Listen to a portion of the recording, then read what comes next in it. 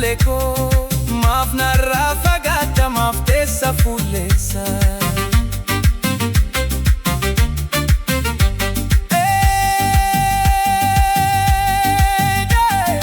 Jaalala kee deeboteera deebuu goona baasi gadda jaalala keetti kottu narraa kaasi. Jaalalli kee hamaan onnee koo na hidda qaamaan natti siqee hubachuu maaf didda hee.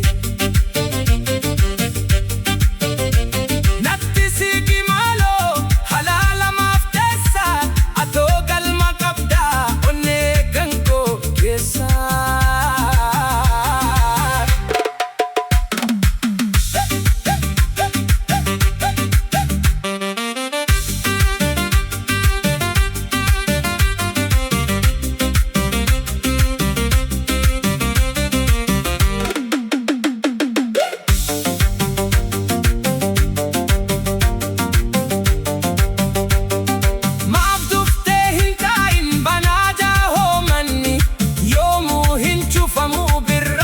Fos ganni fullee kan koo ta'u ga'amee meediisi harka kee lallaafaan laphee kan koo jiisi natti maramii harkaan koma korraan jiisi hin taa'in fullee koo natti siqin margitu sinala ijji koo kan bira hin argitu.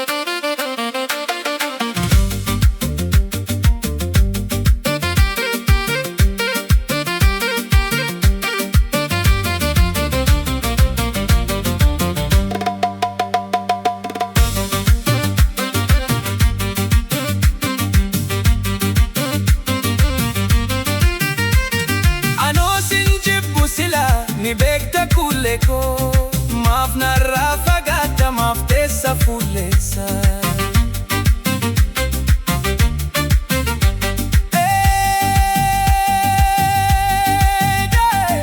Jaalala kee deeboteera deebuu goona baasi gadda jaalala keetti kottu narraa kaasi. Jaalalli kee hamaan onnee koo na hidda qaamaan natti siqee hubachuu maaf didda hee. Natti siqi maaloo halaala maaf teessa atoo galma qabdaa onnee kan koo keessa.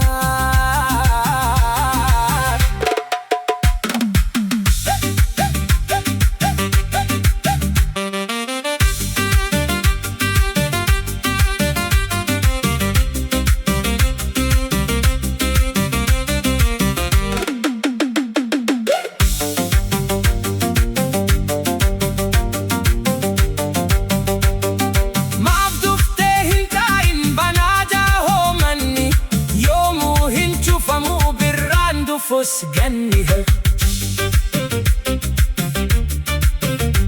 fullee kan koo ta'u ga'amee meediisi harka kee lallaafaan laphee kan koo jiisi natti maramii harkaan koma korraan jiisi hin taa'in fullee koo natti siqin margitu sinala ijji koo kan bira hin argitu.